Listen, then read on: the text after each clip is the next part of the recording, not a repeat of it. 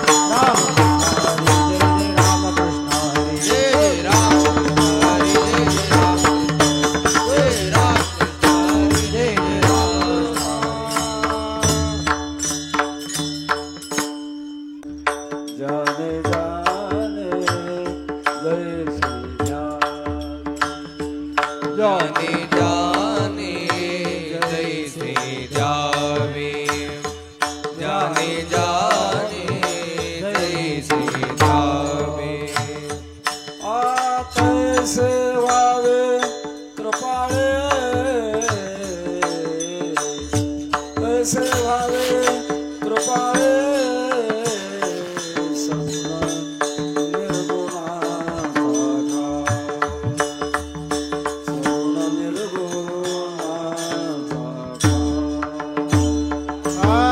तैसे व्हावे कृपाळे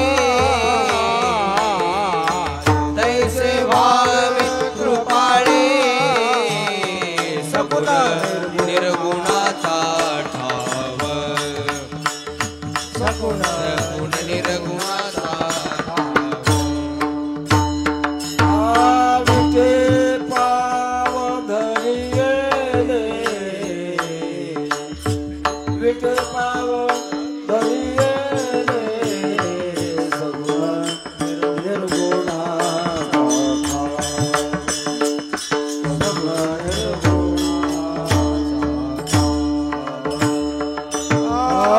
विटे पाव धरिले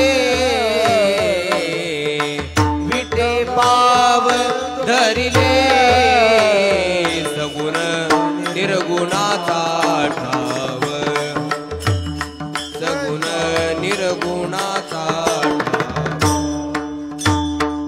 अवघे साखरेचे अंग अवघे साखरेचे अंग अवघे साखरेचे अंग अवघे साखरेचे अंग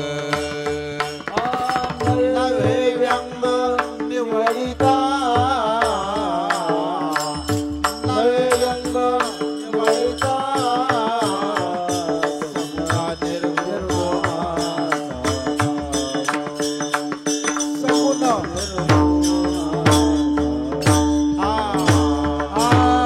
नये व्यंग निवडिता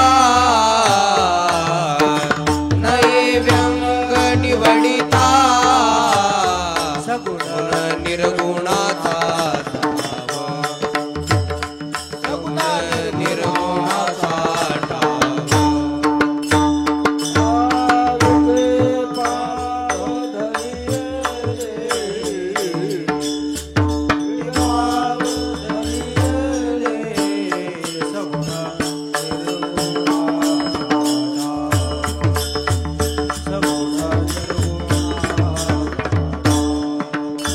विटे पाव धरिले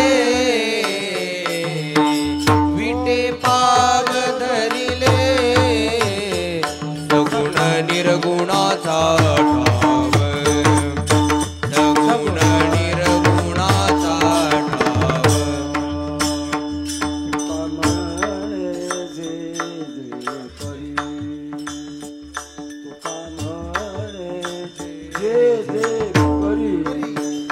तुका म्हणे जे जे करी तुका म्हणे जे जे करी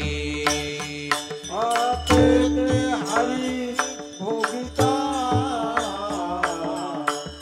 हरी भोगिता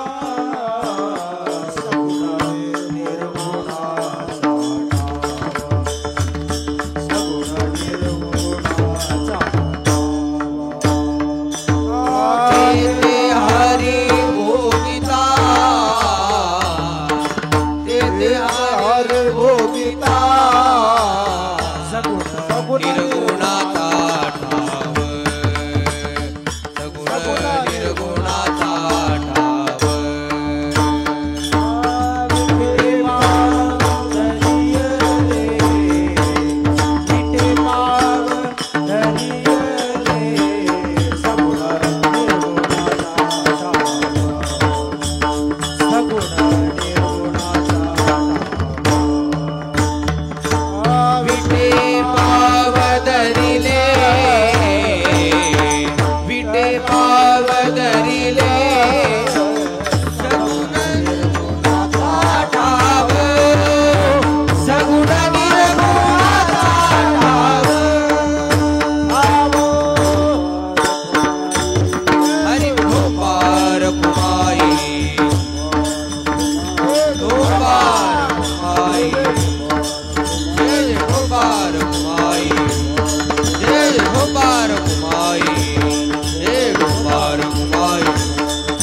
शोभा तुम्हारी शोभा रघुमाई शोभा तुम्हारी शोभा तुम्हारी रघुमाई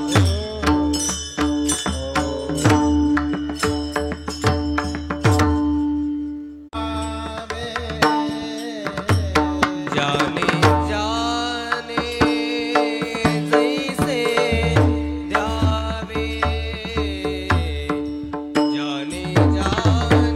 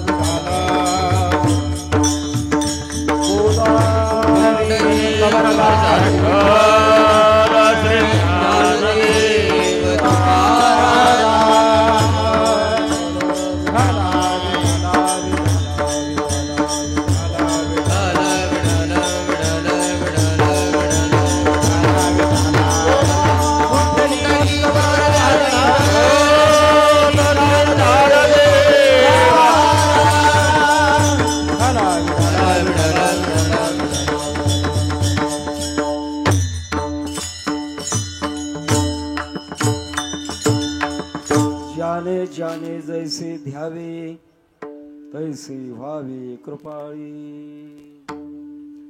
सगुण निर्गुणाचा ठाव विठे पाव धरिले. अवघे साखरेचे अंग अवघे साखरेचे अंग नये व्यंग निवडिता. सगुण निर्गुणाचा ठाव विटे पाव धरिले. तुका म्हणे जे जे करी तुका म्हणे जे जे करी ते ते हरी भोगिता. सगुण निर्गुणाचा ठाव विटे पाव धरिले. पांडुरंगा करो प्रथम नमन. पांडुरंगा करो प्रथम नमन. पांडुरंगा करो प्रथम पांडुरंगा करो प्रथम नमन. तुसर चरण संतांचे हरी चरणा संतांचे हरी चरणा संतांचे संच्या कृपादान त्यांच्या कृपादाने कथेचा त्यांच्या कृपादाने कथेचा विस्तार. बाबाजी सद्गुरुदास तुका बाबाजी सद्गुरुदास तुका बाबाजी सद्गुरुदास तुका. 36 आणि कोणाचं तैशी व्हावे कृपाळी. सगुण निर्गुणाचा ठाव विटे पाव धरिले. अनंत कृपा सागर भगवत पूज्यपाद जगदुद्धारक जगद्गुरु श्री तुकोबाराय. सर्व मंगल मांगल्ये शिवी सर्वार्थ साधिके शरण्ये त्र्यंबके गौरी नारायणी नमोस्तुते. या देवी सर्वभूतेषु शक्तिरूपेण संस्थिता. नमस्तस्ये नमस्तस्ये नमस्तस्ये नमो नमः. श्री क्षेत्र परभणी आणि यामध्ये वैकुंठवासी परमश्रद्धे मारुतराव महाराज आणि ओमगिरी महाराज यांच्या 36व्या पुण्यतिथीच्या निमित्ताने रौप्य महोत्सवाच्या निमित्ताने आणि उत्सवाला 36वं वर्ष म्हणजे 3 तप झालेली आहेत. या निमित्ताने या ठिकाणी सार्वजनिक नवरात्र महोत्सव चालू आहे. आज आपण दुसऱ्या दिवसाच्या चिंतन सेवेमध्ये आहोत. आजची सेवा समर्पण करण्याकरता विचार आणि श्रद्धा या दोघांचं एकत्रीकरण ज्या अभंगामध्ये आहे अशा प्रकारचा जो अभंग जगद्गुरु तुकोबारायांचा त्याचं चिंतन आपण करणार आहोत. आपल्या संस्कृतीमध्ये जेव्हा मानवी जीवनाचं ध्येय निवडत असताना जन्माला आल्यानंतर मागच्या संस्काराप्रमाणे 3 गोष्टी आपल्या पुढे असतात. पद, पदार्थ आणि प्रतिष्ठा. सामान्य माणसं याच्या पलीकडे जात नाहीत. काही वेळेला पद एखादं असावं वाटतं किंवा पदार्थ असावे वाटतात किंवा प्रतिष्ठा असावी वाटते. याच्या पलीकडे अज्ञानी माणसं जात नाहीत. का? संस्कार नाहीत आणि तितके विचारयुक्त बुद्धी नाही. वास्तविक या 3 गोष्टी नाशिवंत आहेत. पद टिकेलच म्हणून सांगता येत नाही, पदार्थ टिकत नाहीत आणि प्रतिष्ठा सुद्धा टिकत नाही. मृत्यूलोकामध्ये आल्यानंतर एकच तत्व सांगितलं जातं संतांच्या माध्यमातून. सब चला चली का मेला. दुनिया में जो कुछ मुझे है हारा गाज कमना होंगे लेकिन अफसोस एक है एक दिन हम ना होंगे. या साध्याकडे माणसाचं जेव्हा लक्ष जात असतं तेव्हा माणसाला अज्ञान अवस्थेमध्ये 3 गोष्टी पुढे असतात. पण या 3 गोष्टी आहेत त्या नाशिवंत आहेत. आणि जीवनाची भावना आहे अविनाशी असावं. 2 प्रकार आहेत. देहाची भावना आणि आत्म्याची भावना. दोघांचा विचार जर केला आपण तर बदलत असते ती देहाची भावना, कधी बदलत नाही ती आपल्या आत्म्याची भावना आहे. जे देह जया पडे अनुरूपपणे मांडे. ज्ञानोबा सांगतात जसा देह मिळेल त्याप्रमाणे माणसाला तिथे चिटकतो मनुष्य, जीव चिटकतो. आणि त्या देहाप्रमाणे त्याच्या जीवनामध्ये भावना ठरलेल्या असतात. नेहमी सांगत असतो आपण, माणसाला कडुलिंबाचा पाला खाण्याकरता दिला तर 1-2 पानं खाईल. आणि तो जीव जर उंटाच्या देहात गेला तर ढिगारा भरून खाईल. जीव बदलला नाही, देह बदलला. किंवा दुसरं उदाहरण आपल्याला पाहता येण्यासारखं आहे. एखादा माणूस आणि एखादी गाय रस्त्याने बरोबर चाललेले आहेत आणि रस्त्यामध्ये एखाद्या हरळीची पेंडी पडलेली आहे. जवळ आल्यानंतर त्या पेंडीवर कोण तुटून पडेल, माणूस का गाय? गाय. हिरव्या चारी भांबावी पशु, त्याची भावना ती आहे. पण मात्र आत्मभावना मात्र कोणत्याच देहात बदलत नाही. असतोमा सद्गमय तमसोमा ज्योतिर्गमय मृत्योर्मा अमृतंगमय या आत्म्याच्या भावना आहेत. कारण आत्मा बदलणारा नाही. न जायते म्रियते वा कदाचिन नायं भूत्वा भविता वा न भूयः अजो नित्य शाश्वतोऽयं पुराणो न हन्यते हन्यमाने शरीरे. साधी गोष्ट आपल्याला खेड्यामध्ये पाहायला मिळतं. एखाद्या वेळेला बैल पडकामध्ये चरू लागला आणि चरता चरता जो तो एखाद्या धान्याकडे गेला, शेतकरी एखादा दगड घेतो आणि उचलून त्याला फेकून मारण्याचा प्रयत्न करतो, पण तो बैल मात्र दगड चुकवतो. का भाव नाही? सांगण्याचा मुद्दा असा. बरंच चिंतन आहे, सगळं चिंतन सविस्तर आणि सांगता येणार नाही, पण थोडक्यात अशा प्रकारचं चिंतन आपण मांडणार आहोत. तेव्हा आपल्या भावनेमध्ये भावना पूर्ण करण्याकरता भावनेचा शोध घेत असताना या भावनेचं मूळ काय आहे? जगामध्ये जगाच्या बाबतीत वरवर पाहत असताना आपल्या भावना पूर्ण होणार नाही. त्याच्याकरता जगाच्या मुळाशी जावं लागेल. तुका म्हणे बैसे मनाची मुळी तरीचही जाळी उगवती. मनाच्या मुळात जाणं याचा अर्थ असा की आपल्या मनाची जी स्पंदन आहेत ते स्पंदन कुठून निर्माण होतात त्याच्यापर्यंत पोचणं, आणि पोचल्यानंतरच मग हे कळणार आहे. किंवा वेदशास्त्र आणि संत संगती झाल्याशिवाय आपल्या जीवनाचं खरं साध्य करणार नाही. संसारामध्ये नेहमी साध्य बदलत राहतं. ज्याच्यात साध्य बदलतो तो संसार, ज्याच्यात साध्य बदलत नाही तो परमार्थ. आपण अभ्यास करा. मुलगा जन्माला आला, 6 वर्षाचा झाला, पदवी मिळवणं साध्य आणि शाळेत जाणं साधन. पदवी मिळाली, पुन्हा पदवी साध्य राहत नाही, पदवी होते साधन. नोकरी साध्य. मिळाली नोकरी. कीर्तनात नोकऱ्या लवकर मिळतात, शब्दातल्या नोकऱ्या. मिळाली नोकरी. नोकरी साध्य राहत नाही, नोकरी साधन राहते. आणि 2 हाताचे 4 हात होणं म्हणजे लग्न होणं साध्य राहतं. पण ते साध्य राहतं का? लग्न झाल्यानंतर ते साध्य राहत नाही, पुढे संतती निर्माण होणं साध्य.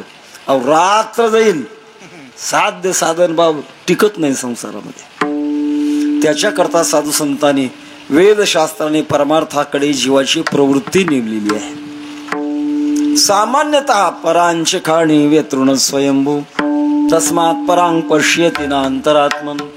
जीवाची प्रवृत्ती इंद्रियांच्या द्वारे बाहेर आहे, आत नाही. आणि खऱ्या अर्थानं आपल्याला जे पाहिजे ते आत आहे.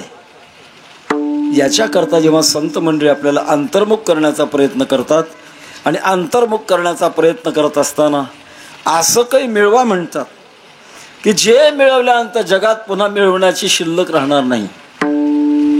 तेणे झाले अवघे कामा,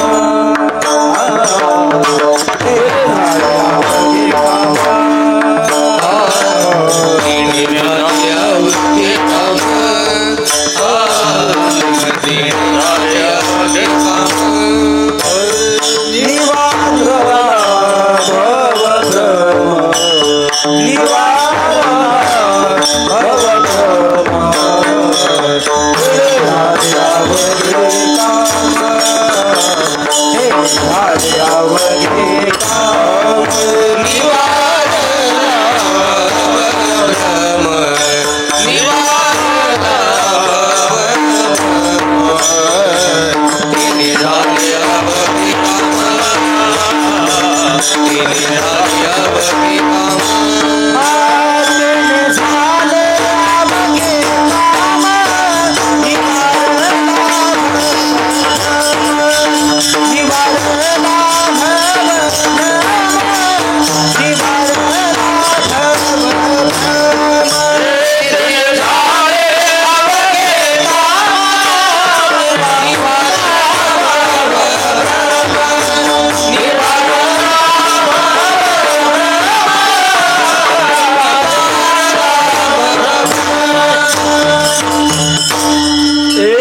प्राप्त झाल्यानंतर जगातलं सगळं मिळतं असं काय आहे? उपनिषदामध्ये मोठं चिंतन आहे. दृष्टांत सांगण्यामध्ये वेळ जाईल. पण मात्र जेव्हा उद्दालकाने नचिकेत नावाच्या मुलाला असं विचारलं, बाळा गुरुगृही राहून आला होता, 12 वर्ष तत्वज्ञान शिकून आला, पण विद्येच्या मागे एक थोडासा दोष असतो. विद्या प्राप्त झाली की त्याच्याबरोबर अभिमान प्राप्त होत असतो. सगळ्यात मोठं वाईट आहे. नवल अहंकाराची गोठी, विशेषणातली अज्ञानापाठी, सज्ञानाचे झोंबे कंठी, नाना संकटी नाचवी. विद्वान माणसाकडेच अभिमान लवकर येत असतो. मुलाला अभिमान झाला होता आणि मग तो घालवण्याकरता बापाने प्रश्न विचारला, बाळा असं काही जाणलंस का? जे एक जाणल्यानंतर जगातलं सगळं कळतं असं काही जाणलं काय? मग मात्र त्याच्या डोक्यामध्ये आलं की आपण हे जाणलं नाही. शरण गेला आणि मग तत्वज्ञानाचा उपदेश उपनिषदामध्ये केलेला. सांगण्याचा माझा मुद्दा असा आहे की एक परमात्म्याच्या प्राप्तीमध्ये जगातलं सगळं मिळत असतं. तुका म्हणे जन्म आल्याचे सार्थक, विठ्ठलची एक देखलिया. एक परमात्मा म्हणजे जगाची मूळ शक्ती आहे आणि त्या मूळ शक्तीची कृपा का झाली की जगामध्ये सर्व अशा प्रकारचा अनुभव होत आहे. जग अवघे कृपा करी. केव्हा कृपा करतं जग? देव सखा जरी, जग अवघे कृपा करी. सगळ्या जगामध्ये अशा महापुरुषाला कृपा होत असते. तो महापुरुष त्याची अस्तित्वता आणि त्याचं अस्तित्व, त्याची इच्छा यमलोकामध्ये देखील करतात. यमधर्म वास पाहे सर्व काळ, म्हणते धन्य वेळ भेटत इथे. असे भक्त कधी येते? वैकुंठामध्ये सुद्धा त्याची इच्छा करतात. वाट वैकुंठी पाहते, भक्त कैपा येथे येते. जन्म मरण खंतीत नाही चित्ते परलोक. वैकुंठात असेल, यमलोकामध्ये असेल आणि मृत्यूलोकामध्ये असेल, जिकडे तिकडे अशा महापुरुषाची इच्छा का केली जाते याचं एकच कारण आहे की त्याने आपल्या जीवनामध्ये जगातलं सगळं काही मिळवलेलं आहे. महाराजांचा एका अभंगामध्ये असा निर्देश आहे, तुम्हाला ज्ञान करून घ्यायचंय का? एकच ज्ञान करून घ्या. काही नेनोनिया आन, एक विठ्ठलची जाण. एक परमात्मा ओळखला गेला की मग सगळं कळलं जातं. अशा प्रकारचं जे साध्य आहे ते साध्य कळत असताना काही जीवनाचा प्रवास आहे महाराज. आणि त्या प्रवासामध्ये सगुणाकडून निर्गुणाकडे, दृश्याकडून अदृश्याकडे असा जीवनाचा प्रवास चालू करावा लागत असतो. करत असताना मात्र काही गोष्टीचा विचार आपल्या डोक्यामध्ये उतरावं लागतं. पहिल्यांदा एक गोष्ट आहे, या जगाचं तत्व काय हे कळावं लागतं. नंतर जे तत्व आहे त्याचं सामर्थ्य काय आहे हे कळावं लागतं आणि त्या तत्वाचं रहस्य काय आहे हे कळावं लागतं. या 3 गोष्टी आहेत, तत्व, सामर्थ्य आणि रहस्य. या 3 गोष्टी जगाची जी मूळ शक्ती आहे तिचं कळावं लागत असतं. तत्व कशाला म्हणतात? वस्तूचं मूळ द्रव्य समजलं की समजायचं तिचं तत्व कळालं. आपण नेहमी दृष्टांत सांगतो, हा माईक जोडला एका स्टँडला. हा स्टँड मूळ कशाचं पासून बनलाय? याचं रॉ मटेरियल ज्याला म्हणतात, मूळ द्रव्य काय आहे कळलं पाहिजे. मूळ द्रव्य कळालं की मग उभ्या दांड्या, आडव्या दांड्या सगळ्या कळाल्या. तसं हे संपूर्ण ब्रह्मांड आहे. हे ब्रह्मांड कशापासून झालंय, याचं मूळ तत्व काय आहे हे कळणं अत्यंत महत्वाची गोष्ट आहे. सामान्य माणसं किंवा विज्ञानाच्या माध्यमातून आपल्याला हे कळतं की हे जग पंचमहाभूतापासून झाले. संत मान्य करतात महाराज, पण एवढ्यावर थांबून जमत नाही. पंचभूतांचा गोंधळ,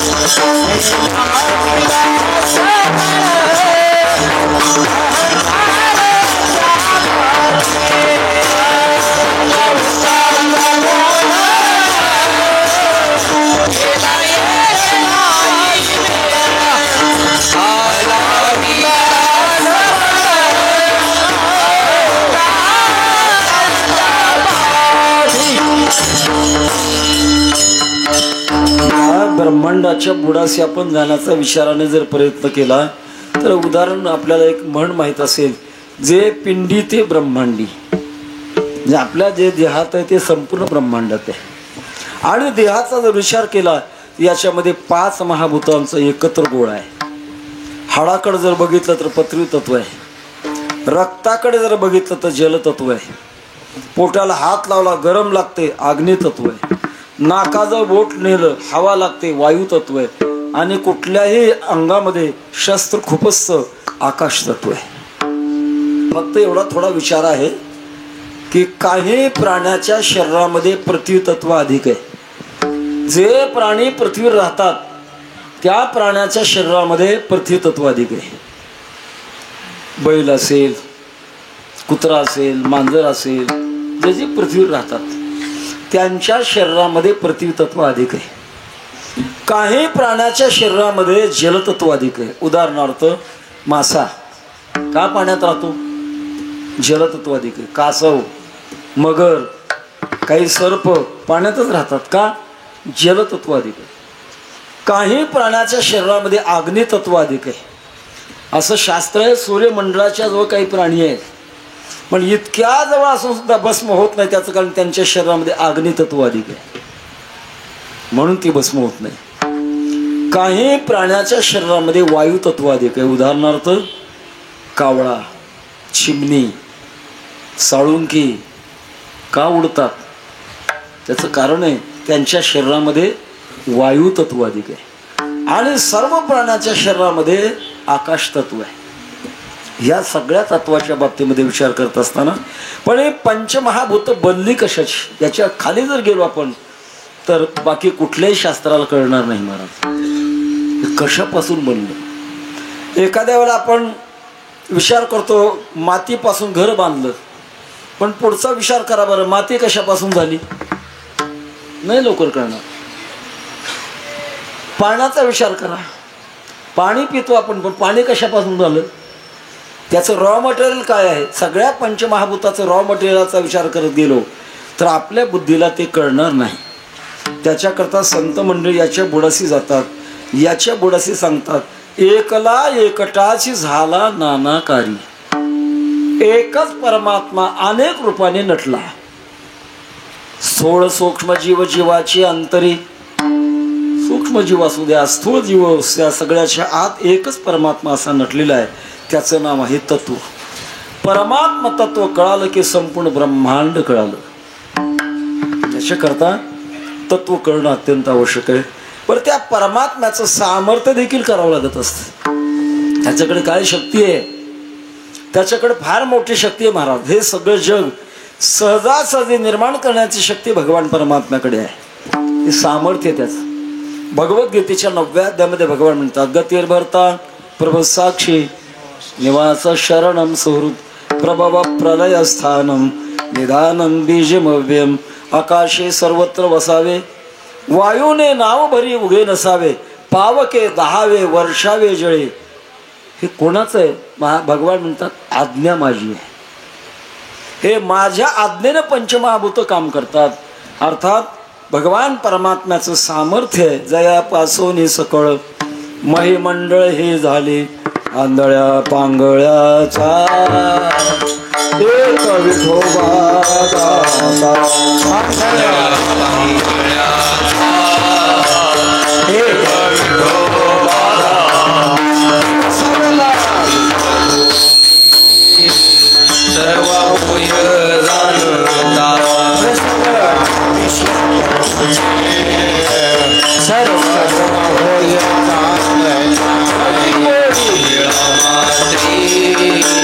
पाप पुण्य संचिता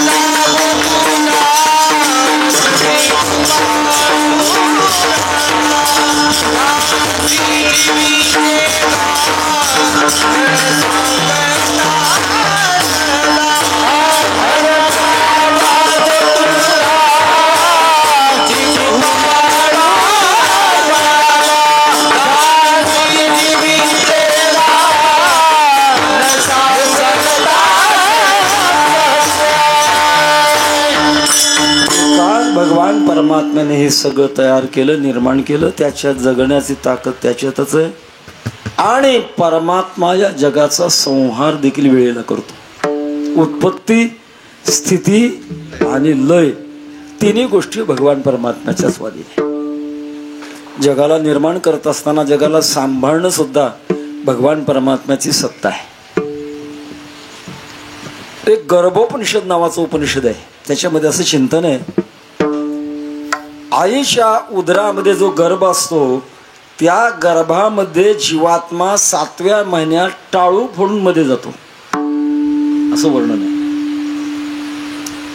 आम्ही लहानपणी पाहिलं, लहान मुलाची टाळू मकाची खड्डा पडलेला असायचा, तिथून जीवाचा प्रवेश असायचा. 7व्या महिन्यामध्ये जर जीवात्मा त्या बिंडामध्ये जर गेला तर जीव म्हटलं की त्याला प्राण आहे आणि प्राण म्हटलं की त्याला अन्नाची गरज आहे. आता आईच्या गर्भामध्ये अन्न कोण पुरवणार आहे? भगवान परमात्मा इतकी दयाळू आहेत. आईच्या अन्नकोशापासून तो बाळाच्या अन्नकोशापर्यंत एक पाईपलाईन, ज्याला आपण नाळ म्हणतो, नाळ जोडली. आई जे अन्न खाते त्याचा अंश त्याच्या गर्भाला मिळत असतो. हे कोण करू शकतं? परमात्माच करू शकतो. बाळा दुधा कोण करीते उत्पत्ती, वाढवे श्रीपती सरी दोन्ही. आणि जेव्हा जगाच्या समष्टी अशा प्रकारचा नाशाचा काळ आला की महाप्रळय परमात्माच करत असतो. हे सामर्थ्य आहे त्याचं. आणि तिसरा प्रकार आहे रहस्य. तो मुळात भगवान परमात्मा सामान्य माणसाच्या इंद्रियांच्या दृष्टीच्या टप्प्यात येत नाही महाराज. अनेकांच्या मनामध्ये हा मोठा संशय आहे, का हो देव आम्हाला दिसत नाही, आणि म्हणून नाही म्हणून नास्तिकपणाकडे झुकणारा एक वर्ग आहे. पण एक लक्षात ठेवण्यासारखी गोष्ट आहे, जे दिसतं ते असतं अशी जर व्याख्या केली, स्वप्नातले पदार्थ दिसत नाहीत का, मग आहेत का? मृगजळ आहे का? मंद अंधकारामध्ये दोरी पडल्यानंतर साप दिसतो आहे का? नाही महाराज. जे दिसतं ते असतं असं मानणं चुकीचं आहे. पण जे दिसत नाही ते नाही असं मानणं सुद्धा चुकीचं आहे. आता एवढ्या या मंडपामध्ये टीव्हीच्या दृश्यलहरी आहेत का? नाही आहेत. मग दिसतात का? नाही. का? प्रगट करण्याचं एखादं मशीन जर आणलं इथं ते लगेच दिसतील आपल्याला, की खेचून प्रगट करण्याची ताकद त्या मशीनमध्ये. तसं परमात्मा स्वरूपाला खेचून आपल्या हृदयात प्रगट करण्याची ताकद संतांच्या भक्तीमध्ये, आणि ती भक्तीमध्ये ताकद असल्यामुळे परमात्म्याचं सामर्थ्य, परमात्मा तत्व काय आहे आणि भगवान परमात्म्याचं रहस्य काय आहे याचं चिंतन मांडू शकतात. आपण एक जर विचार केला तर आपल्या संस्कृतीमध्ये देवाचे 5 अशा प्रकारचे मुख्य अंग सांगितलेले. होऊन गेला उत्सव गणपती, भगवान शंकर, भगवान सूर्यनारायण, भगवती देवी आणि भगवान विष्णू परमात्मा. शास्त्राने 5 देवतांच्या उपासना करण्याचं विधान केलेले आहे. पृथ्वी तत्वाचा स्वाधिकार संपूर्ण भगवान गणपतीकडे दिलेला आहे. जलतत्वाची मालकी भगवान शंकरांच्याकडे आहे. अग्नि तत्वाची मालकी भगवान सूर्यनारायणाकडे आहे. वायू तत्वाची मालकी भगवती देवीकडे आहे. आणि आकाश तत्वाची मालकी भगवान विष्णू परमात्म्याकडे आहे. याला 5 देवता म्हणतात.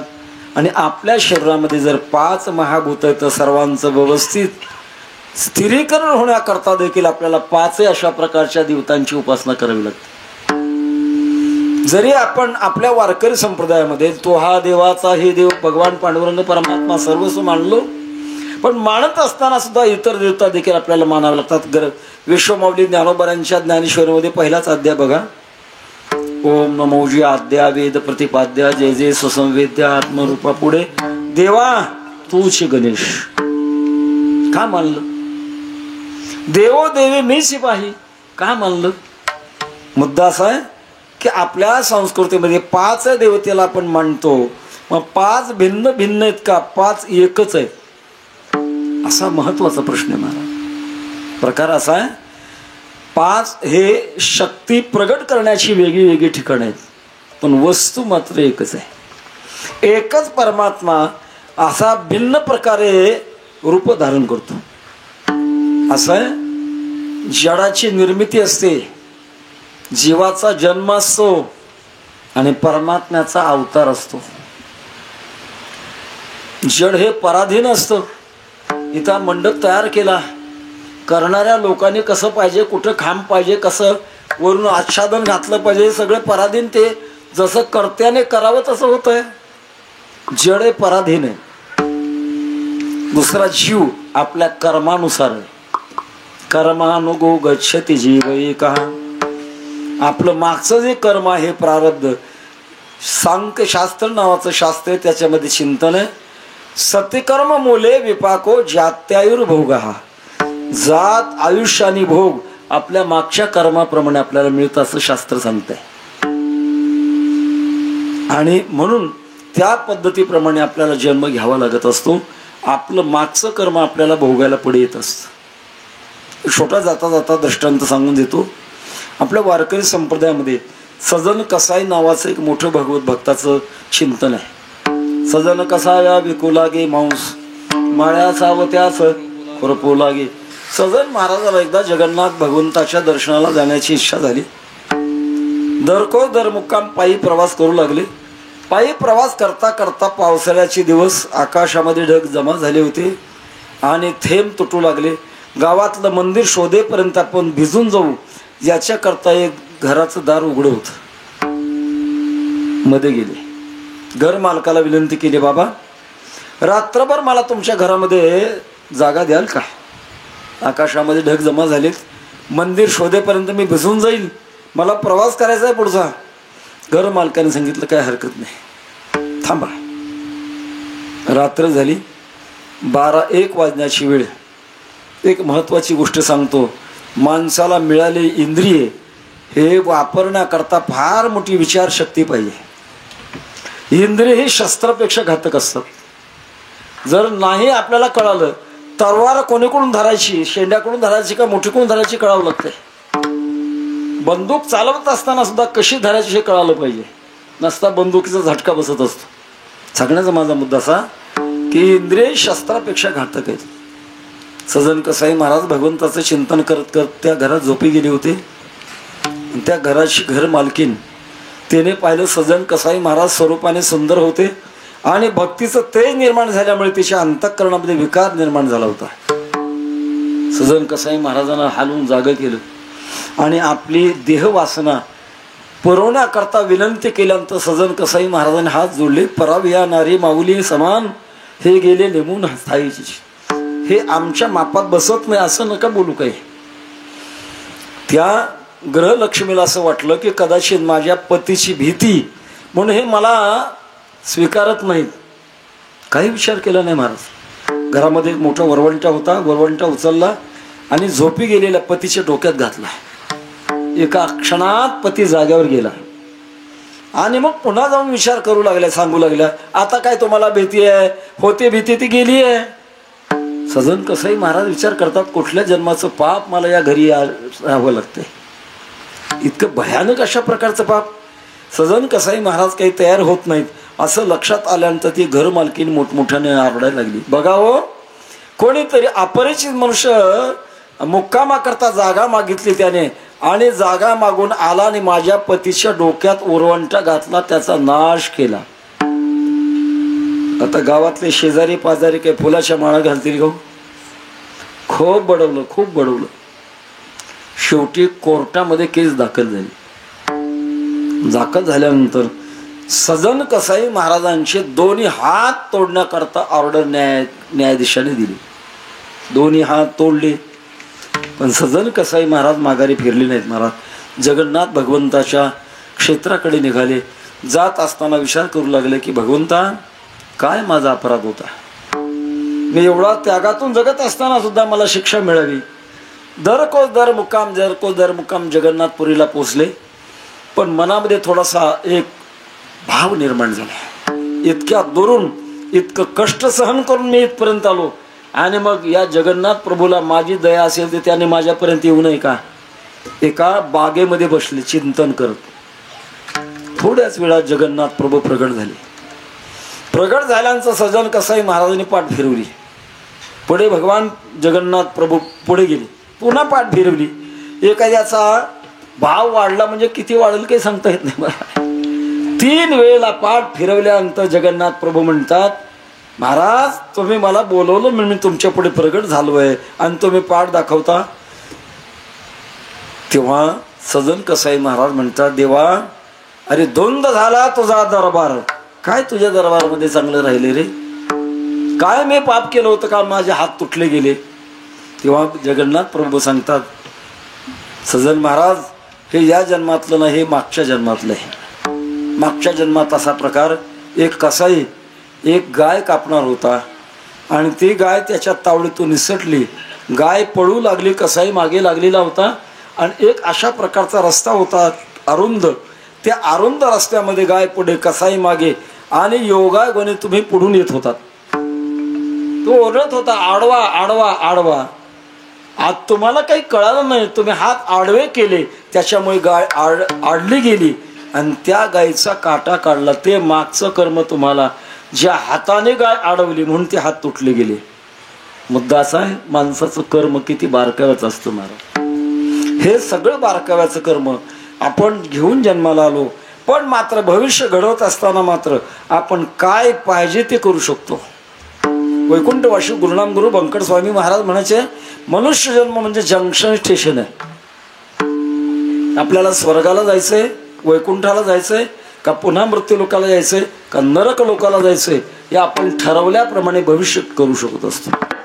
त्याच्याकरता नरदेह निधान लागली हाती, उत्तम सार उत्तम गती, देवश होईन म्हणती ते होती तरी का चित्ती न धरावे, असा समर्थ अशा प्रकारचा देह. आयुष्याच्या साधने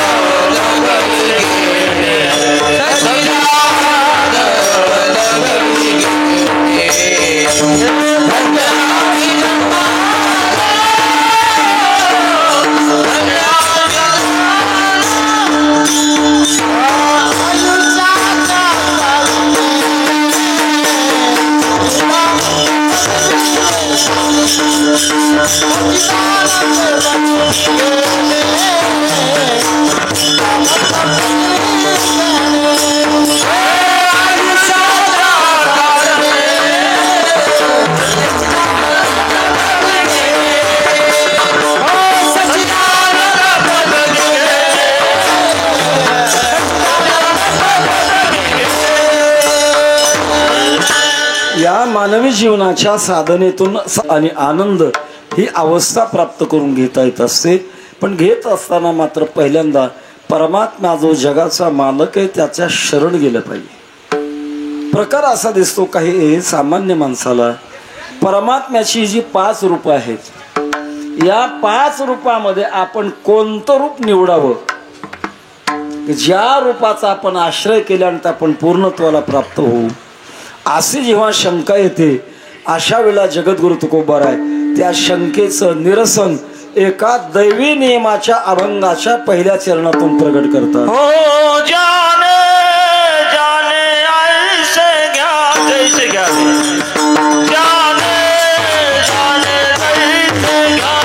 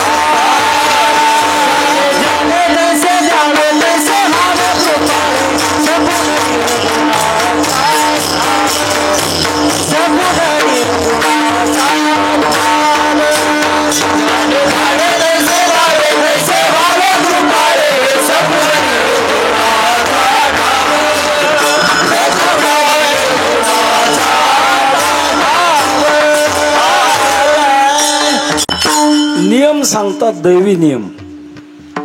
जगामध्ये प्रत्येक गोष्टीला नियम आहे महाराज. नियमाचे मुख्य 3 प्रकार आहेत. आधी भौतिक नियम, आधी दैविक नियम आणि आध्यात्मिक नियम असे 3 प्रकार आहेत.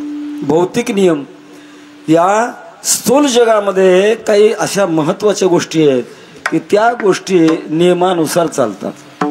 उदाहरणार्थ विज्ञानामध्ये विज्ञानाने भौतिक नियमाचा सगळ्यात संशोधन करण्याचा महत्वाचा प्रयत्न केला आहे. विज्ञानामध्ये हायड्रोजन अधिक ऑक्सिजन 2 वायू एक केले की पाणी होतं म्हणतात. भौतिक नियम आहे. विज्ञानाचे सगळे शोध जे आहेत ते भौतिक नियमावर अवलंबून आहेत. संतांना भौतिक नियम माहीत नाहीत असं नाही, माहीत आहे, पण जगाला भौतिक नियमापेक्षा दैवी नियमाकडे घेऊन जाण्याची वृत्ती संतांची आहे. एक साधं उदाहरण आहे. असं आम्ही वाचनामध्ये गेलेलं आहे की विज्ञानवादी लोकांना बॉम्ब तयार करायचा होता आणि तो बॉम्ब तयार करण्याकरता त्यांना हिऱ्याचं भस्म करावं लागत होतं. आता हिरा कशाला म्हणतात? हिरा ठेवीला ऐरणी, वाचे मारिता जो घणी, तोचे मोल पावे खरा, करणीचा होय चुरा. आयरणीवर ठेवून घनाने बडवला तर फुटत नाही, फुटला तर तो हिरा नाही. इतका कठोर हिरा, आता त्याचं भस्म कसं करायचं असं म्हणतात. त्याने खूप मोठे प्राचीन ग्रंथ तपासले पण कुठं काही मिळेना. योगायोगाने जगद्गुरु तुकोबारांची गाथा त्यांच्या हातामध्ये आली आणि गाथ्यामध्ये तुकाराम महाराजांनी दृष्टांत म्हणून एक सिद्ध दृष्टांत सांगितलंय.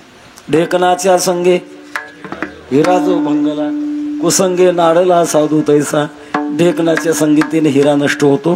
हे महाराजांना भौतिक नियम जे विज्ञानवाद्याला कळाला नाही आणि तो भौतिक नियम महाराजांनी सहज दृष्टांत म्हणून सांगितला आणि त्यांनी वापर केल्यानंतर त्यांना हिऱ्याचं भस्म करता आलं म्हणतात. आणि असं म्हणतात की त्याने तुकोबऱ्यांचं मंदिर बांधलंय आणि प्रत्येक बीज तिथं साजरी करतात. एक साधा दृष्टांत वापरला भौतिक नियमाचा. याच्यापेक्षा दैवी नियम आहेत काही. मानवी जीवनामध्ये काही नियमाने माणसानं वागावं लागत असतं. इतकं बारकाव्याचे नियम आहेत. हो, उठता बसता खाता पिता सगळ्या गोष्टीला माणसाकडे नियम आहेत. महाभारतामध्ये असं चिंतन आहे, कमीत कमी ग्रस्ताश्रमी माणसाने पूर्व दिशा आणि पश्चिम दिशेकडे तोंड करून लघवी किंवा संडास करू नये. जर केले तर सूर्यनारायण शाप देतात. झोपण्याचं शास्त्र आहे. कोणीकडे डोकं करून झोपावं? प्राक्षिरो जायते विद्या. पूर्वेकडे डोकं करून झोपलो तर आपल्याला विद्या प्राप्त होण्याकरता सहकार्य होतं. पश्चिमेकडे डोकं करून झोपलो तर चिंता प्राप्त होते. दक्षिणेकडे डोकं करून झोपलो तर लक्ष्मी आणि आयुष्य वाढतं आणि उत्तरेकडे डोकं करून झोपलो तर लवकर मृत्यू होतो. नियम आहेत. साध्या साध्या गोष्टीचे नियम आहेत महाराज. आता पुरुषाच्या जीवनामध्ये दाढीवर केस येतात, माणसं दाढ्या करतात, पण त्याला सुद्धा नियम आहेत महाराज. कधी दाढी करावी? न शनी भाऊमयोग कुर्यात. शनिवार मंगळवार अजिबात अंगाला शस्त्र लावू नये. रविवारी अंगाला शस्त्र लावलं तर 1 महिना आयुष्य कमी होतं. वाचण्यात गेले माझ्या. जो आपला जन्मदिवस आहे त्या दिवशी अंगाला शस्त्र लावू नये. आणि व्रत दिवस कोणी सोमवार करत असेल, कोणी शनिवार करत असेल, कोणी गुरुवार करत असेल, त्या दिवशी शस्त्र लावू नये. अशा अवघड नियमात मला. जितकं आपण बारकाव्यात जाऊ तितका त्याचं सूक्ष्म आहे. आता अलीकडे वास्तुशास्त्राचा खूप मोठा चांगला परिचय होऊन गेल्या लोकांना. वास्तुशास्त्र ते सुद्धा एका दृष्टिकोनातून घरात कोणती बाजू कुठं असावी, कोणती बाजू कुठं असावी, याला वास्तुशास्त्र आपल्या ऋषीमुनीने ते नियम घालून दिलेले आहेत. फक्त एकच अशा प्रकारचा अपवाद आहे. तुका म्हणे हरीच्या दासा शुभ काळ हवं घ्या दिशा. जे हरीचे दास आहेत ना त्यांना कुठल्याही प्रकारची बंधन नाहीत. मात्र प्रकार असा आहे त्याच्यामध्ये, मी माझं स्वतःचं घर बांधत असताना मला फार चमत्कार प्राप्त झाले. मला सगळे सांगणं मला योग्य नाहीत, पण मनामध्ये असायचं का वास्तुशास्त्रज्ञाने मला काही त्याच्यातल्या खानाखुणा सांगितल्यानंतर मग त्याच्या पद्धतीप्रमाणे मी केलं की एक चूक झाली होती, त्याने ते भरून काढण्याकरता उपाय सांगितला. मग असं मनाला खटकायला लागलं की तुका म्हणे हरीच्या दासा शुभ काळ वगैरे दिशा. याचं उत्तर काय? त्याचं उत्तर असं आहे, हे शेवटचं प्रमाण ज्या अभंगातलं त्या अभंगाचं ध्रुपद आहे. येथे नसता वियोग लाभा उने काय. मग ज्याच्या वृत्तीचा देवाचा वियोग होत नाही त्याला कुठलाच नियम नाही. निस्त्रय गुण्य पती विशरताम को विधिक को निषेधा. पण परमात्म्यापासून ज्याची वृत्ती बाजूला येते, ज्याच्या अंतःकरणामध्ये अहंकार आहे, ज्याच्या अंतःकरणामध्ये ममता आहे, त्याला जागतिक सगळे अशा प्रकारचे नियम सांभाळावे लागत असतात. हे भौतिक नियम आहे. तेव्हा भक्तीच्या क्षेत्रामध्ये काय नियम आहे तो नियम तुकोबारा सांगतात, ज्याने ज्याने जैसे द्यावे तैसे व्हावे कृपाळे. थोडसा चिंतन आपण मांडून गेलो. जड पूर्ण परतंत्र आहे महाराज, जडाचं रूपांतर आहे. आता हा स्टँड हे कायम असं राहील का? नाही राहणार. महाप्रळयापर्यंत याचे किती ते रूप बदलतील, ठीक राहत नाही, याचं रूपांतर होत जात. तुमचा आमचा जन्म आहे आणि जन्माकरता आपल्याला कर्माप्रमाणे आपला जन्म मिळत असतो. कर्मानुबंधीनी मनुष्यलोके, या मनुष्य लोकामध्ये आपलं मागच्या कर्माप्रमाणे आपल्याला जन्म मिळालेला असतो. मी बोलून गेलो, सतीकर्म मुले विपाको जात्यायुर्भोगा, हे मिळालेला जन्म आहे, हे आपल्या मागच्या कर्माप्रमाणे. आता परमात्म्याच्या बाबतीमध्ये परमात्मा जेव्हा प्रगट होत असतात ते परमात्मा काय जड आहेत का त्यांचं रूपांतर व्हायला? किंवा भगवान परमात्म्याला कर्माचं बंधन नाही. 5व्या अध्यायामध्ये भगवंताने फार सुंदर चिंतन सांगितलं, मला नाही बंधन याचं. परमात्मा कर्माच्या बंधनातीत आहे. तसं एक बाजू आहे, परियसी गव्हारा सादर कर्मे निर्वंश झाले सगर, परंतु कर्माचं बंधन का नाही? अलिप्तता असल्यामुळे कर्माचं बंधन नाही. मोठा इतिहास आहे गोकुळामधला. दुर्वास मुनीला जेव्हा गोपी अन्न घेऊन गेल्या, जात असताना मध्यंतरी यमुना नदी दुथड्या वाहू लागली, पलीकडे जायचं कसं? आणि मग त्यांना एक मंत्र असा दिला भगवान कृष्ण परमात्म्याने, यमुनेला म्हणावं, कृष्ण परमात्मा 16,108 बायका करू नये, जर ब्रह्मचारी असेल तर वाट दे म्हणावं. आणि तो मंत्र बोलल्या बरोबर दिले वाट यमुने माये खरी, वर्णन संत करतात, वाट दिली. दुर्वास मुनीकडे ते भोजन दिलं. 60,000 खांड्या खात होते म्हणतात, बाबा लिहिलेले, फक्त मी काही जबाबदार नाही त्याचा. आणि खाल्ल्यानंतर मग त्या गोपीने विचारलं, आता आम्ही परत कसं जायचं? यमुनेला महापूर आलेला आहे. दुर्वास मुनीने विचारलं, कसा आलात? नाही, मला कृष्ण परमात्म्याने एक मंत्र दिला होता, 16,108 बायका करू नये, कृष्ण परमात्मा ब्रह्मचारी असेल तरी वाट दे म्हणावं. आज मग आम्हाला वाट मिळाली, आम्ही आलो. आता एक काम करा म्हणाले, जाताना एक काम करा, यमुनेला म्हणावं 60,000 खंड्या खाऊ नये, दुर्वास पूर्णपणे उपवाशी असेल तर वाट दे म्हणावं. आता गोपीने तसाच मंत्र उच्चारला बरोबर, दिली वाट यमुने माये खरी. याचं एकच कारण असं आहे की कुठल्याही जगाशी वृत्ती आपली तादात्म्यानं न चिटकली असली की त्याचे कुठलेच परिणाम होत नाहीत. हे त्याचं महत्वाचं चिंतन आहे. आसक्त बुद्धी सर्वत्र जितात्मा विगत स्पुरहा. आसक्त आणि आसक्त एकच मात्रेत फरक आहे महाराज. सामान्य माणसं आसक्त असतात आणि साधू असक्त असतात. अशा प्रकारची वृत्ती झाली की त्यांची वृत्ती भिन्न भिन्न असते अशा प्रकारची. तेव्हा सांगण्याचा माझा मुद्दा आहे की भगवान परमात्म्याला कर्माची बाधा नाही. आणि मग परमात्मा अवतार घेतात, प्रगट घेतात, कसे होतात त्याचा सिद्धांत तुकोबारा सांगतात, ज्याने ज्याने जैसे द्यावे तैसे व्हावे कृपाळे. इथं मठ स्वातंत्र्य महाराज. कर्मयोगामध्ये स्वातंत्र्य नाही, हठयोगामध्ये स्वातंत्र्य नाही, सांख्य योगामध्ये स्वातंत्र्य नाही, फक्त भक्ती योगामध्ये स्वातंत्र्य आहे. कर्मयोगामध्ये ज्याने त्याने आपलं कर्म केलं पाहिजे. श्रीमद भागवतामध्ये नाथ महाराजांनी सांगितलेले 3 वर्णांना संध्या करावी लागते. आणि संध्या करत असताना हातामध्ये आचमन करण्याकरता जे पाणी घ्यायचंय, ज्या पाण्यात फक्त उडीद भिजल एवढं पाणी घ्यायचं. अधिक जर पाणी घेतलं तर दारू पिण्याचा दोष लागतो. किती अवघड आहे महाराज. यज्ञामध्ये कितीतरी बारकावा आहे. कर्म मार्ग अत्यंत सूक्ष्म आहे. मोडून या वाटा सूक्ष्म दुस्तर केला राज्यभार चाले ऐसा. योग मार्ग अत्यंत कठीण आहे. न साधे हा मार्ग ऐसे बोलते मुनिजन. आमचे वैकुंठवाशी गुरुनाम गुरु स्वानंद सुखनाशी सद्गुरु जोग महाराजांच्या जीवनातला प्रसंग आहे. जोग महाराज मोठे पैलवान होते. आपल्या महाराष्ट्रामध्ये त्यांच्याबरोबर कुस्ती खेळण्याकरता कोणी तयार होत नव्हता, इतके ते बलाढ्य होते. पंजाब मधला एक मोठा अशा प्रकारचा पैलवान बोलवला, दोघांची कुस्ती झाली. सद्गुरु जोग महाराजांनी एका क्षणात त्याला चित केला आणि जोग महाराजांना मिरवायला लागले. मिरवत असताना नगर जिल्ह्यामध्ये सरळ बेट म्हणून नावाचं बेट आहे, तिथले गंगागीर बाबा म्हणून होऊन गेले, महापुरुष होऊन गेले. जवळ आल्यानंतर त्याने गंगागीर बाबा म्हटले, कशाला मिरवता याला, मी नाही पैलवान समजणार, जोग महाराजांचं लक्ष गेलं, पुढे गेले, नमस्कार केला. महाराज काय म्हणणे आपलं? मी नाही पैलवान समजणार. का बरं? अजून एक पैलवान राहिलाय जगातला, तो पैलवान तुझं लोळवला तर मग मी तुला पैलवान समजेल. विचारलं कोणता पैलवान? काळ. जगा काळ खाय, त्याला जर लोळवलं तर खरा मी तुला पैलवान समजेल. असं म्हटल्यानंतर जोग महाराजांनी पैलवानकी सोडून दिली. राहुरी तालुक्यामध्ये एक योगी होते आणि त्या योग्याच्या सहवासात जाऊन साधना करू लागले. साधना करता करता थोडी चूक झाली आणि नाडीचे ठोके कमी पडायला लागले. मृत्यू जवळ आला. आता काय करणार? हा तर काय डॉक्टरचा विषय नाही, कोण सुधरील? काही विचार केला नाही.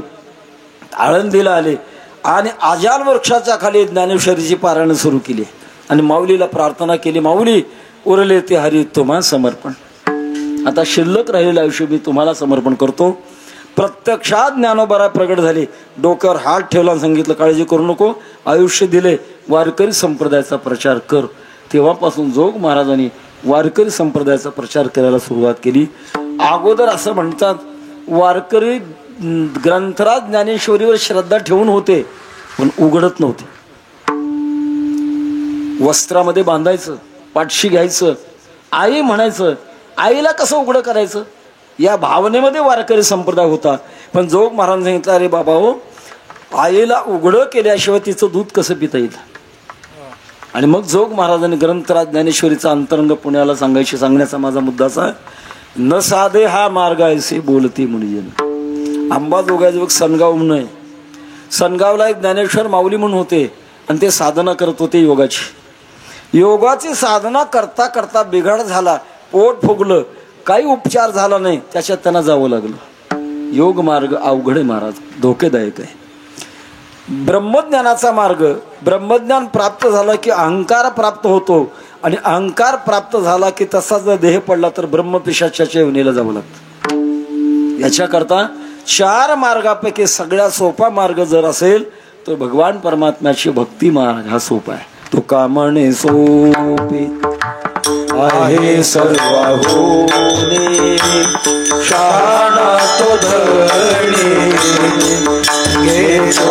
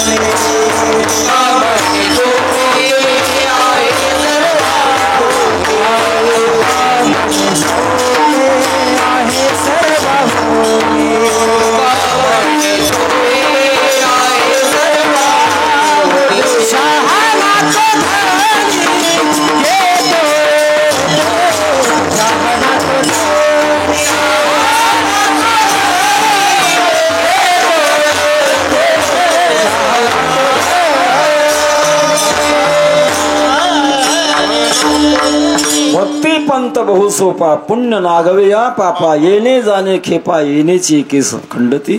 असा सोपा जो मार्ग आहे याच्यात मध्ये हे स्वातंत्र्य आहे. ज्याने ज्याने जैसे द्यावे तैसे व्हावे कृपाळे. ज्या ज्या भक्ताने ज्या ज्या रूपातून भगवंताला रूप धारण करण्याकरता विनंती करावी परमात्मा त्या त्या रूपाने प्रगट होतात. कारण भगवान परमात्म्याला प्रगट होण्याकरता 9 महिने 9 दिवस राहावं लागत नाही. एका क्षणात स्वेच्छामयस्य न तो भूतमयस्य कोपी परमात्मा रूप धारण करतात. ते आपल्या इच्छेने रूप धारण करतात आणि आपली इच्छा भक्ताच्या इच्छेप्रमाणे असते त्याप्रमाणे ते रूप धारण करतात. याच्या जया चित्ते जैसा भाव तया ठाई तैसा देव. तया ठाई तैसा देव. जया चित्ते जैसा भाव तया ठाई तैसा देव. तया चित्ते जैसा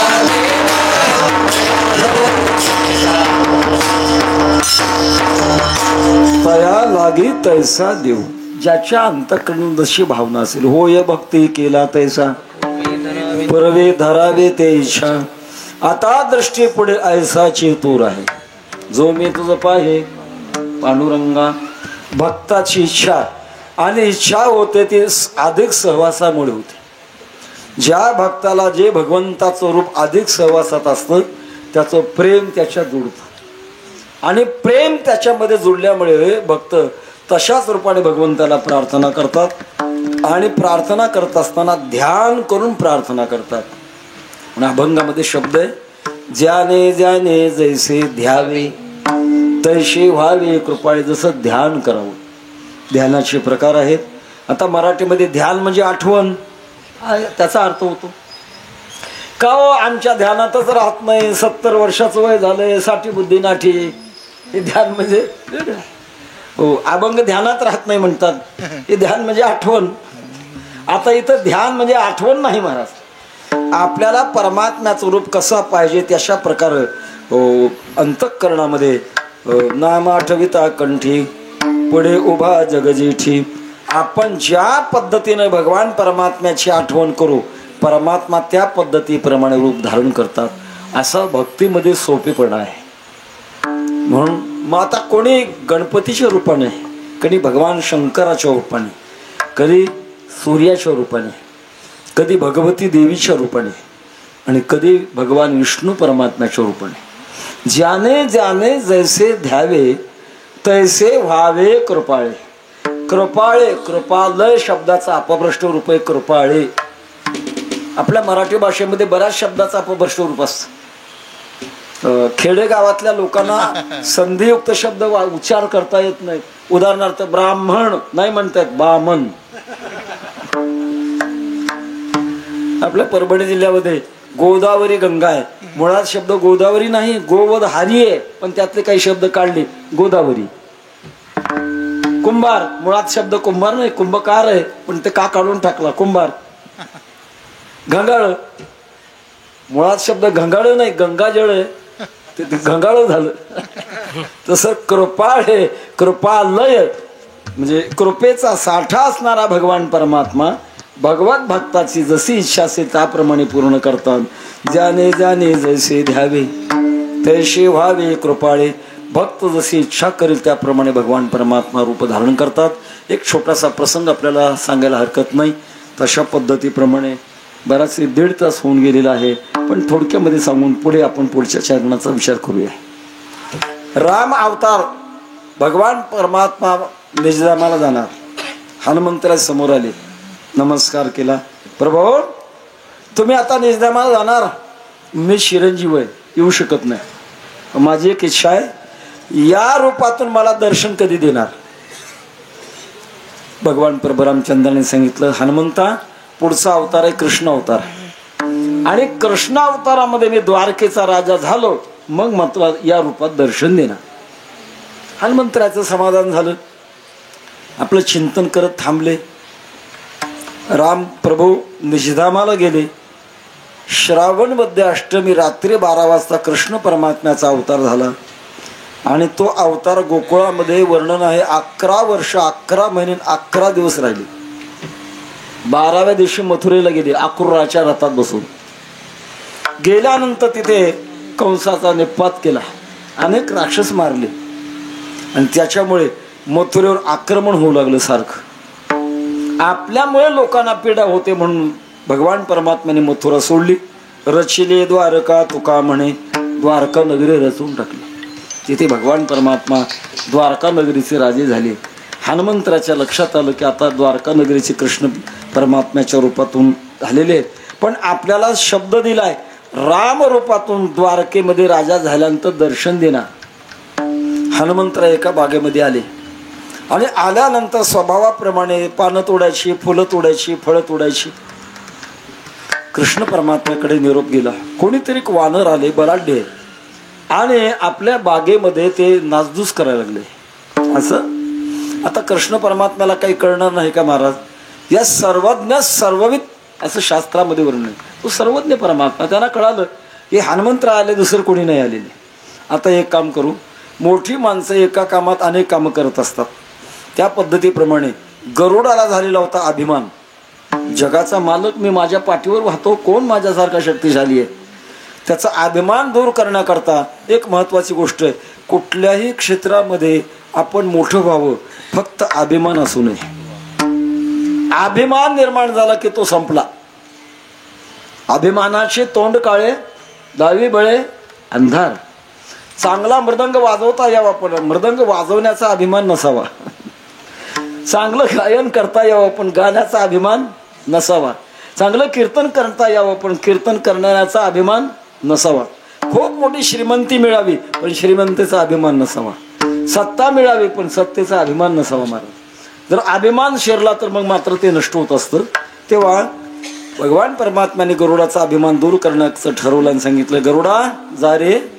कोण वानर आलाय म्हणतात, त्याला म्हणावं तुला बलराम दादानं बोलवलंय असा निरोप दे.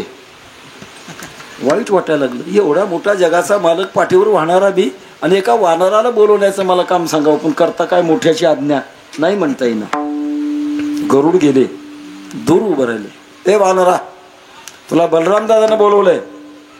बलराम नाव ऐकल्याबरोबर हनुमंतराची तळपायची आग मस्तकाला गेली. कारण हनुमंतरायाला एकच राम माहित होते, ते म्हणजे दाशरथी राम. आपल्याकडे बलराम, दाशरथी राम, परशुराम 3 राम आहेत. हनुमंताचं प्रेम होतं ते दाशरथी रामावर. आणि बलराम कोण आलाय असं ऐकल्यानंतर हनुमंतरायाने बहिऱ्याचं सोंग घेतला. रे बाबा ऐकू येत नाही रे, जवळ येऊन सांग. जवळ गेल्यानंतर सांगितलं, बलराम दादांना बोलवलं म्हणतं. एक झापड मारली. झापड मारल्याबरोबर भगवान कृष्ण परमात्म्याच्या पाया जाऊन पडलं फडफडत. काय झालं रे गरुडा? हा काय झालं रे? मारायची होती तर तुम्हीच मारायची होती, तिकडे कशाला लावलं? भगवान मनात म्हणू लागले, घरच्या घरी कान दुखत असतात, सोनाराकडे नेऊन टोचावे लागतात. आता एक काम कर, पुन्हा जाऊन निरोप सांग. काय त्याला म्हणावं, तुला दाशरथी रामानं बोलवलंय. देवा काही मारायचं ठरवलंय का? खरं बोललो तो झापड खाल्ली. आता दाशरथी राम इथं कुठे आणि असं खोटं कसं सांगू? मला जिवंत येता येईल का? काही नाही, आता नाही मारणार, जा. पुन्हा बळजबरीनं गेले आणि सांगितलं, तुम्हाला दाशरथी रामानं बोलवलंय.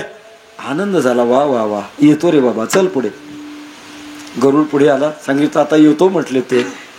आणि इतक्यामध्ये सत्यभामा मातेला आपल्या सौंदर्याचा अभिमान झाला होता. तो अभिमान दूर करायचा होता.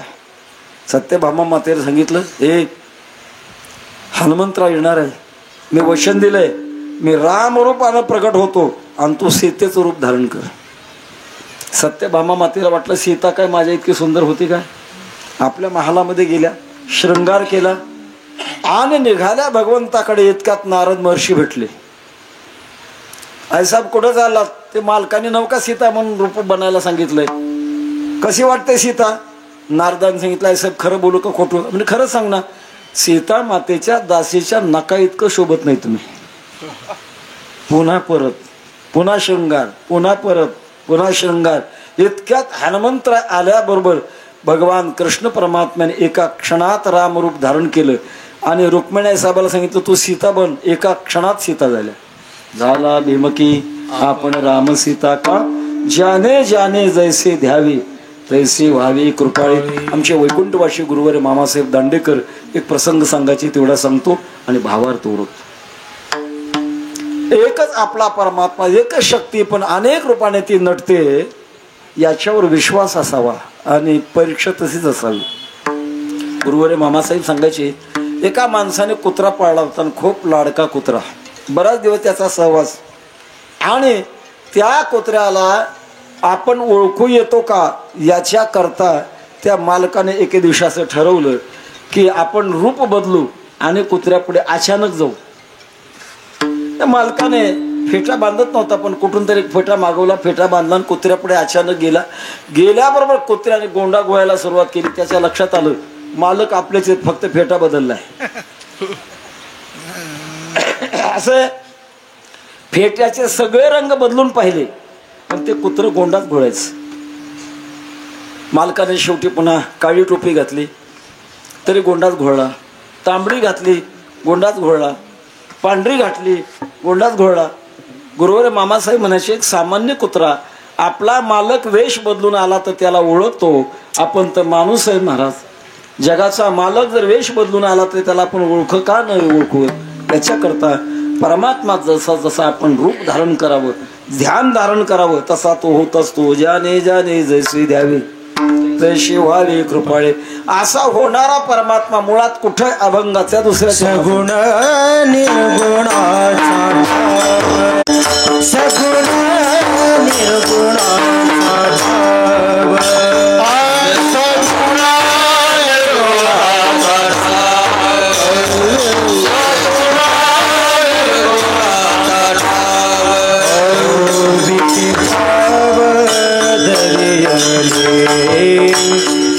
विखे पाव दरियाले विखे पाव दरियाले विखे पाव दरियाले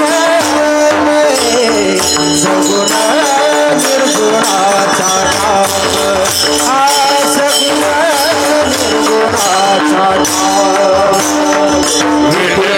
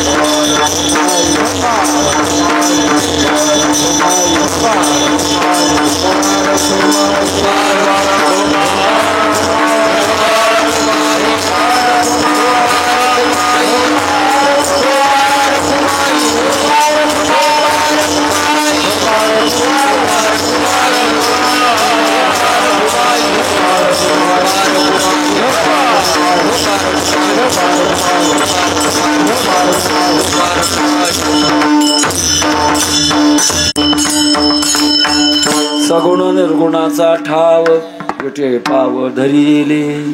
सगुण आणि निर्गुण परमात्मा एक ठिकाणी जर पाहायचा असेल तर पंढरपूरला विटेवर जो उभा भगवान परमात्मा तो सगुण आहे आणि निर्गुण आहे.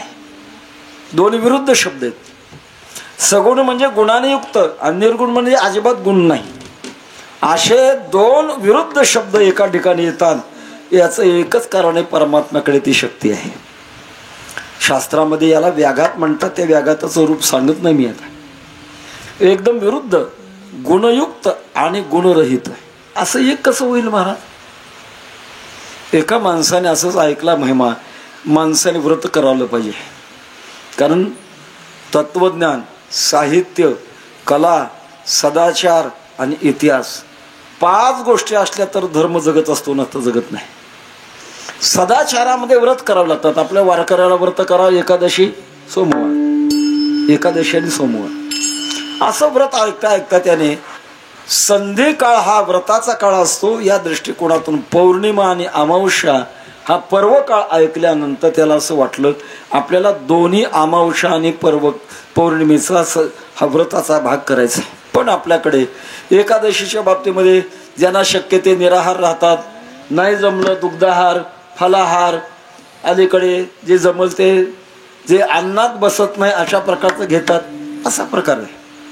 सोमवारच्या बाबतीमध्ये एकच वेळेला भुगतं, एकाच वेळेला जेवण करायचं सोमवारचं व्रत. आता अमावस्या आणि पौर्णिमा हे व्रत धारण करत असताना कसं करावं त्याच्याकरता तो एका धर्मपंडिताकडे गेला. आणि धर्मपंडिताकडे गेल्यानंतर त्याने प्रश्न विचारला. माझी एक शंका मिळाली, मला पौर्णिमा व्रत करायचं आणि अमावस्या व्रत करायचं. पण शंका अशी आहे, अमावस्येच्या दिवशी पौर्णिमा जर आली तर कशाचा फराळ करावा? नाही का हसण्यासारखं? अमावस्याच्या दिवशी जर पौर्णिमा आली तर फराळ कशाचा करावा?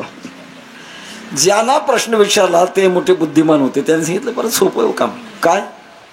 लोण्याचे भजे तळायचे आणि ते खायचे. हे वेळ फुकट घालवून आहे. लोण्याचे कुठे भजे होत असतात का? तसं पौर्णिमे अमावस्या एकत्र येत असतात का? तसं सगुण आणि निर्गुण एकत्र येत असतात का? पण येत असताना याचा जर विचार केला तर नाथ महाराज सांगतात तूप 2 प्रकार असतं. एक पातळ तूप असतं, दुसरं घट्ट तूप असतं.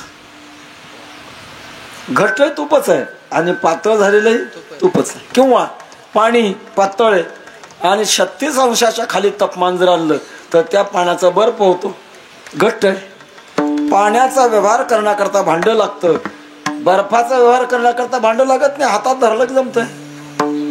पण बर्फ आणि पाणी वेगळे का? एकच आहे.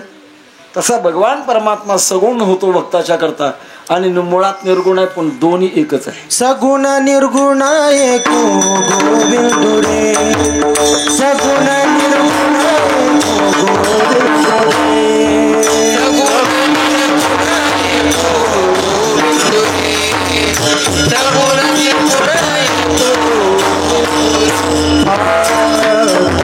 सगुण म्हणो की निर्गुण रे, सगुण म्हणो की निर्गुण रे, सगुण निर्गुण एको गोविंद रे, सगुण निर्गुण एको गोविंद रे. तुझा सगुण म्हणो की निर्गुण रे, तुझा सगुण म्हणो की निर्गुण रे, सगुण निर्गुण एको गोविंद रे,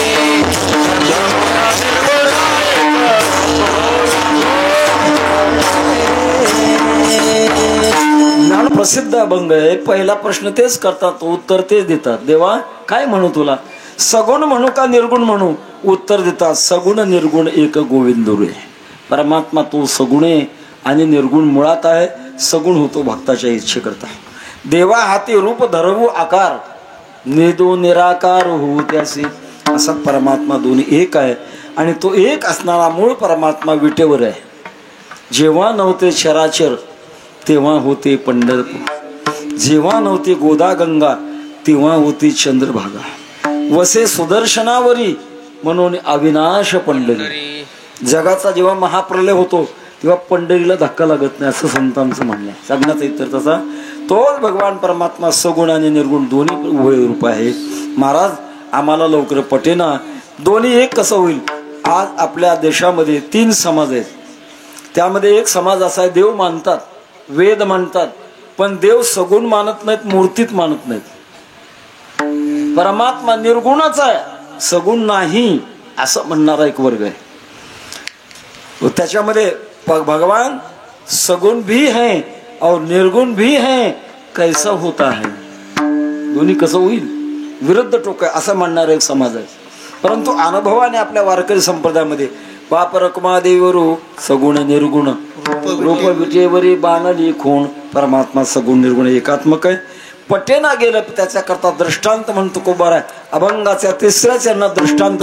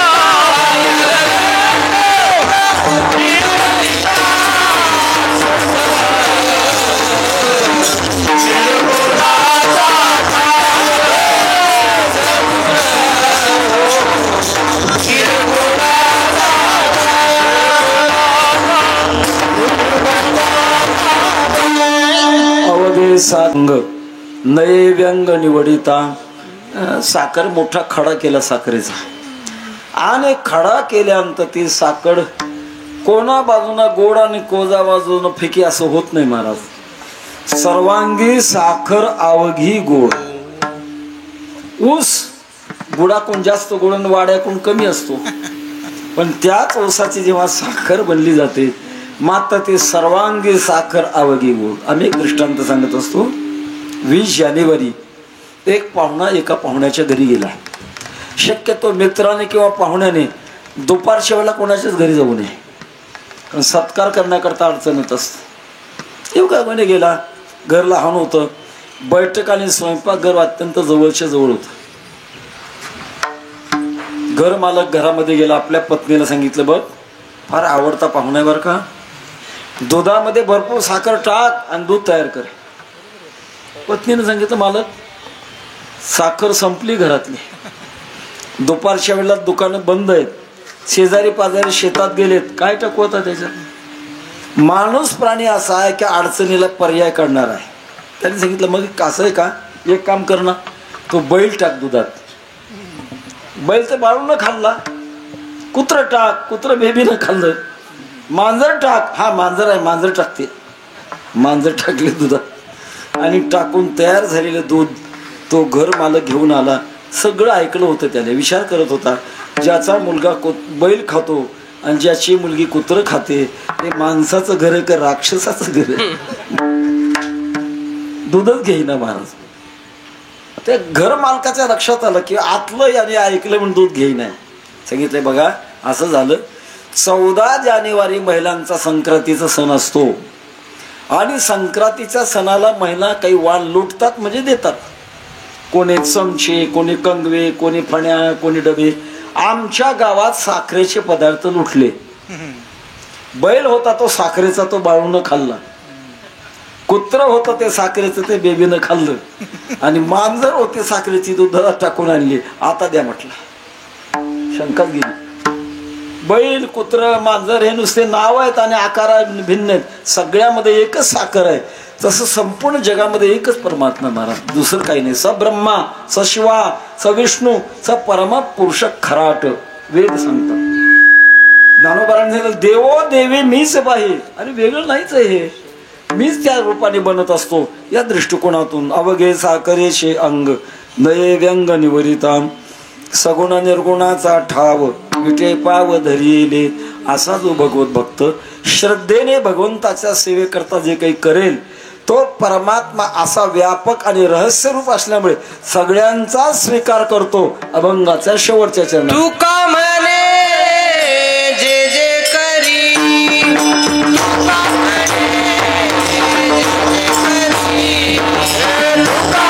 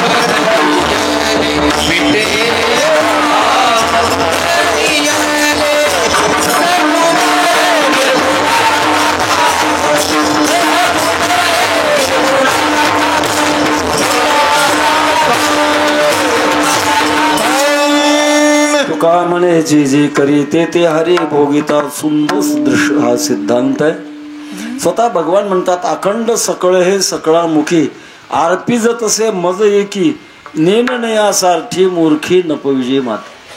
लोकांना कळत नाही तर शेवटी आपलं सगळं कर्म काय नवाच्या मनसेंद्रियर्वा बुद्ध्यात्मना वा अनुसृत स्वभाव करो मी अद्यत सकलम परस्मै नारायण येते समर्पयित. मेघातून पडणारा थेंब समुद्र प्रवाही असतो तसं आपल्याकडनं होणारं कर्म सगळे भगवंताकडे जात असतं. पण आपल्याला न कळल्यामुळे आणि भावना न ठेवल्यामुळे आपण त्याचं फळ प्राप्त करून घेत नाही. पण महाराज म्हणतात जे जे काही कर्म कराल ना भगवत भक्त तो करतो सगळं मला प्राप्त होतो. तो काय म्हणे जे जे करी ते हरी भोगिता सगुण निर्गुणाचा ठाव विटे पाव धरिले. आपण भगवती देवीच्या या नवरात्र महोत्सवाच्या आजच्या दुसऱ्या दिवसाच्या चिंतन सेवेमध्ये आहोत. आपण भगवत भक्ती का करावी आणि परमात्म्याच्या स्वरूपामध्ये भिन्नता का आहे याच्या बाबतीमध्ये काय कोणता अभंग आपल्याला व्यवस्थित चिंतन मांडू शकतो या दृष्टिकोनातून आपण या अभंगाला स्वीकारलं आणि अभंगावर सेवा करत असताना यातले महत्त्वाचे सिद्धांत आपल्यापुढे प्रगट करण्याचा मी प्रयत्न केला. तेव्हा हे महत्त्वाचे सिद्धांत ज्या संतांनी तुम्हा आम्हाला प्रगट करून दिले त्यांचे आपल्यावर फार मोठे उपकार आहेत. आमचे वैकुंठवासी गुरुवर्य मामासाहेब दांडेकर म्हणायचे आपण भाग्यवान आहोत. ज्ञानोबाराय तुकोबारायांच्या नंतर जन्माला आलो भाग्यवान आहोत. नंतर जन्माला आलो म्हणून ज्ञानेश्वरी मिळाली, नंतर जन्माला आलो म्हणून गाथा मिळाली. त्यांचे उपकार फेडू शकत नाहीत आपण. पण आपल्या साधन काळामध्ये त्यांचा आशीर्वाद प्राप्त करून घेण्याकरता त्यांचं नामचिंतन करणं तितकंच गरजेचं आहे. ज्ञानेश्वर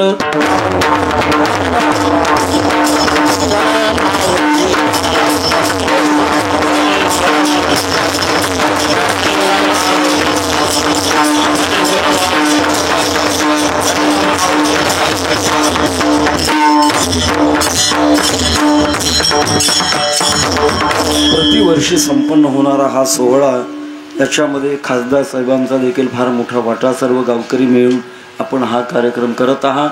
सर्वांना कोटी कोटी धन्यवाद. माझ्या अंतःकरणातलं मनोगत मी प्रत्येक कीर्तनाच्या शेवटी प्रगट करत असतो, थोडक्यामध्ये प्रगट करतो. आपण सर्व उपस्थित मंडळी भाग्यवान आहोत. का भाग्यवान आहोत? नाथ महाराज त्याचं कारण सांग